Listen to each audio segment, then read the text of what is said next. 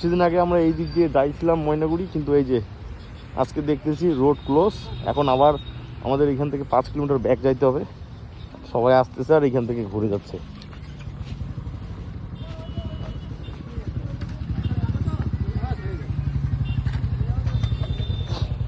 এই যেখানে লেখা আছে রোড ক্লোজ, কিন্তু ওইখানে বোর্ডটা ওইখানে সামনে দিলে কি হইতো, ওইখানে যদি মেন রোডের ওইখানে যদি দিত বোর্ডটা, তাহলে আমরা বুঝতে পারতাম না যে রোডটা ক্লোজ আছে এখানে।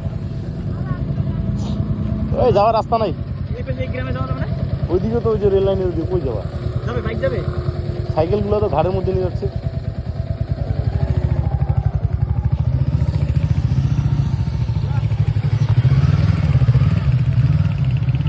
কিছুদিন আগে খুব সুন্দর করে আমরা উপর দিয়ে গেছিলাম, কিন্তু আজকে দেখতেছি রোড ক্লোজ। এই যখন সবাই রিটার্ন, আবার ওই দিক দিয়ে গিয়ে ওই দিক দিয়ে ওই যে ক্যানেলটা, আবার ওই দিক দিয়ে ঘুরে আবার এখানে আসতে লাগবে, আর নাহলে ওই দিক দিয়ে সিধা চলে যাবো। কি মুশকিল কাণ্ড।